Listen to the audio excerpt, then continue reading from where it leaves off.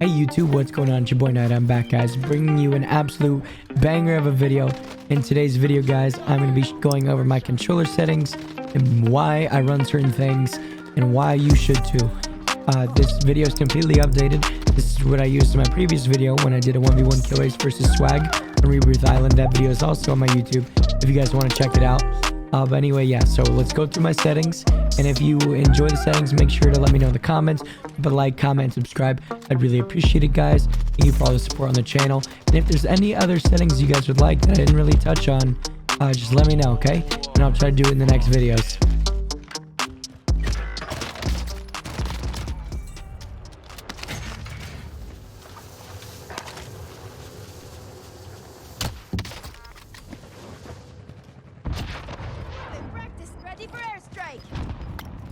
Got your request. Cluster strike is active.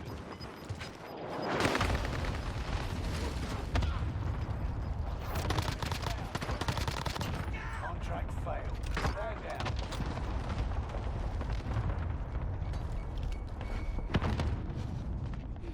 Only 25 left. Keep moving forward.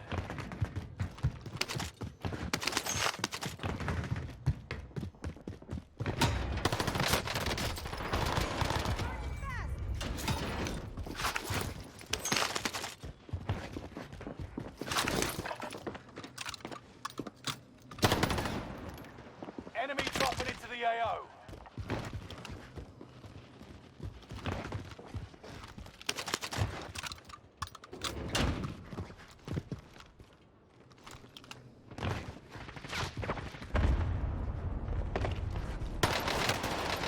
Letting us have it.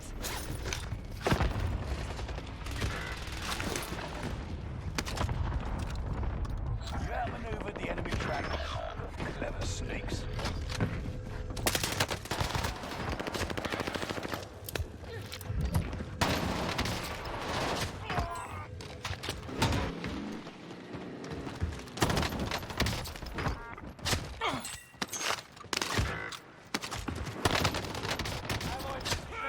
Incoming. Be aware.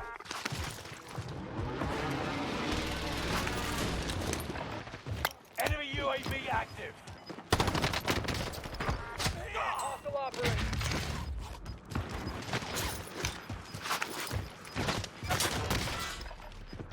Gas is inbound. What a rat. That's what you get from wandering off.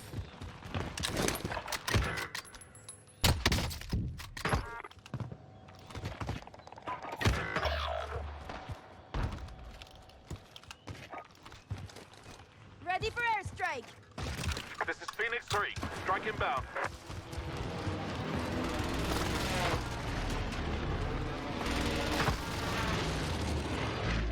Supply box located. Move to secure.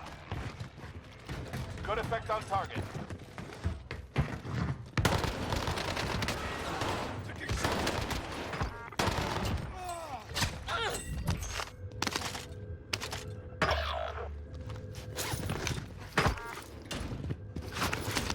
All too coincidental. I'm under fire. Taking heavy fire here.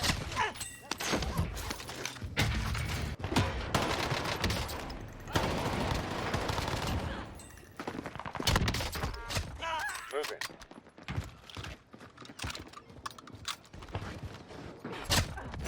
Left. Keep the pressure on. Recon on the way. UAV is out of fuel. Moving. Turning for UAV beginning flyover. Eyes on shooter.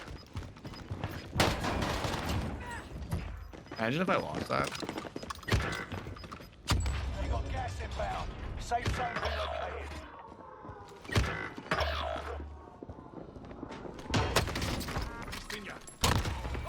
UAV is out of fuel. Returning for resupply.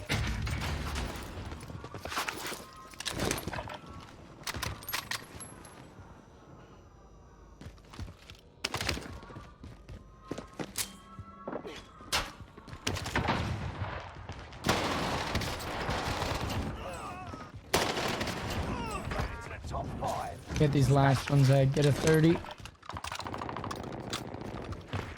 He didn't res his he didn't res his teammate, bro. He was already down before he said that. I'm sorry. No, you're good. Literally ran out of the fucking building so he could res. Rally point has been set. Gas is right on your tail.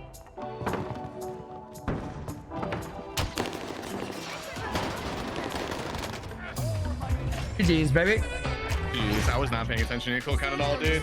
You're chilling. To me. All right, guys. So let's dive into my controller settings. So these are the most updated settings. By the way, guys, here, I'll just show this first. This is my Battle Beaver controller. Battle Beaver controllers are custom controllers. They have the smart bumpers and smart triggers. So they're basically mouse click. This is really important if you want to get to the next level. Well, on controller, the response time for the activation of these mechanisms inside is quicker than the default DualShock series available through PlayStation. So you want to go with something better, highly recommend you check out Battle Beaver Custom. Now, I play default flip, so I actually shoot with L1, R1. These top buttons right here. You don't have to, but I find it just easier for me to do so. You know, it took me a little while to get used to, but definitely worth it in the long run. I've been having a lot of success with it. I also play default. Right? I know some people might play Southpaw and Legacy Southpaw. It sounds crazy, but me personally, I just could never. So yeah, we stick to default. Invert vertical look, I don't touch that. I leave it disabled. Now left stick minimum input dead zone. You want to leave this around 0.05.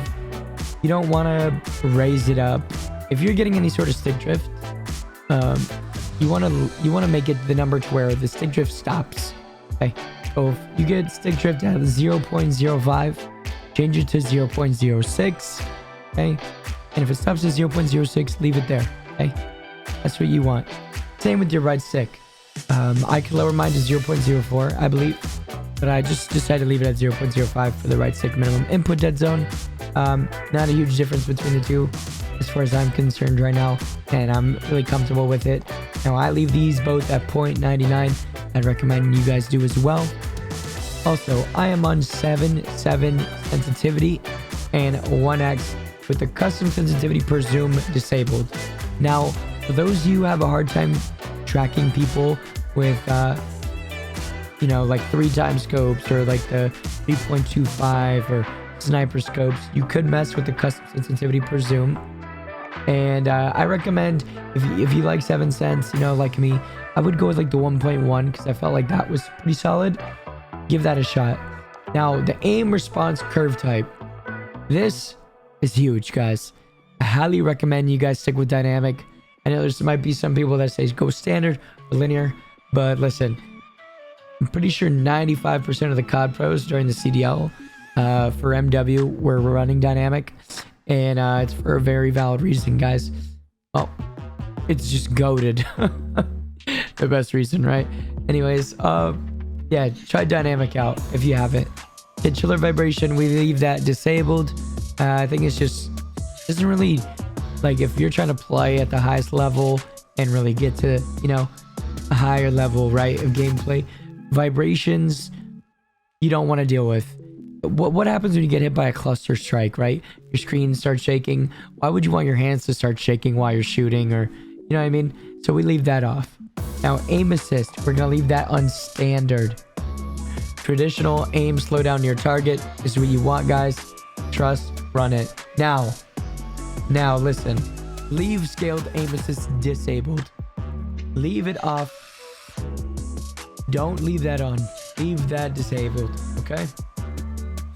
Now for mounting, this is going to be all preference.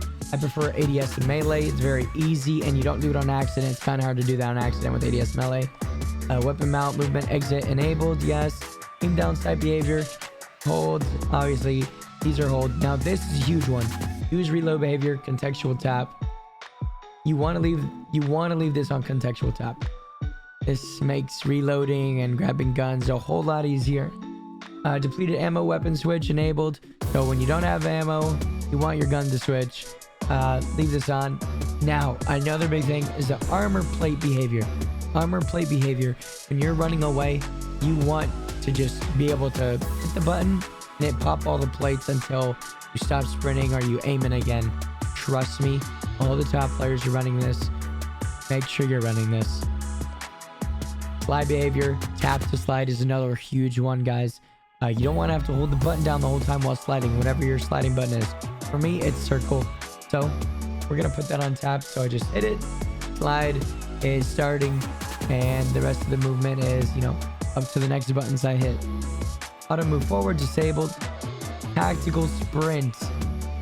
Tactical sprint. My personal preference is running single, tap from run, and auto tac sprint. I feel like these are a wonderful combination when running them together. Highly recommend you guys give this a shot. And tac sprint, you know, it might not be the best for shotguns, but when you get it down, you can still use them efficiently. If you don't use shotguns a lot, then you definitely want to run auto tac. Trust me on this one, guys. This is huge. This is how you see people just automatically, like, they'll just be running or, like, you know, walking around a corner and they'll just immediately hit some nice camera movement on you and get behind you before you even know what happened. Auto tac sprint. Vehicle camera recenter you want enabled. Parachute auto deploy. This is another big one. If you are heli racing or you are dropping down in a hot zone on Rebirth or Caldera, you don't want auto deploy on because that enables your parachute to be pulled out at a higher point above the ground than your enemies. Your enemy doesn't have it on. That means 2 feet above the ground, he could pull a chute. Meanwhile, 15 above the ground, you're forced to have your parachute out, and that is going to ruin the timing of you getting to the weapon. Okay. Also, just so we can touch up on this, I am running 117 FOV. You could run 120. It's not going to be a big difference. I was running this more because I felt like I was going past 120 sometimes when activating my Dedi. Call me crazy. This is just what I've been using forever, and I'm running that with affected. Some people might prefer independent. This is what I'm running, guys. This is huge stuff right here. In the camera movement, you want to change this. The default, I believe, is at 100%.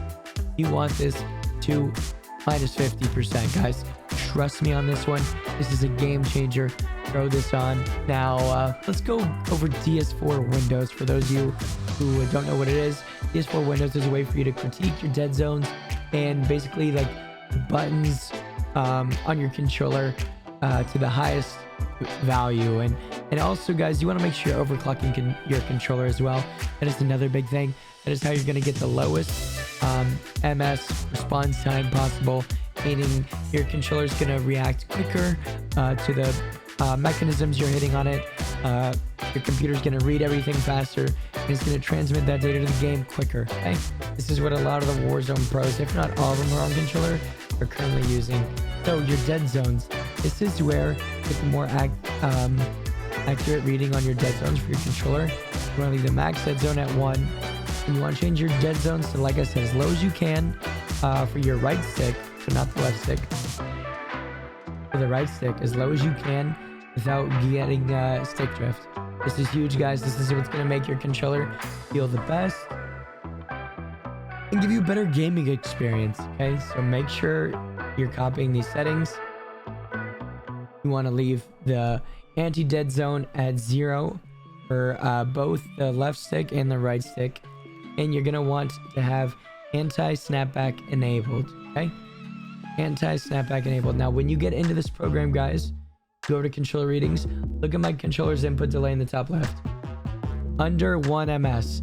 It doesn't get much better than that. This is what you want. I'm telling you, this is great stuff right here. You guys need to overclock your controller as well. Trust me, it will change your life. You'll be mind blown. Okay, so let's go over to the light bar. You can change your light bar to whatever color you want. I prefer red because my controller's red, so I don't even know if that's focusing, but it's actually red.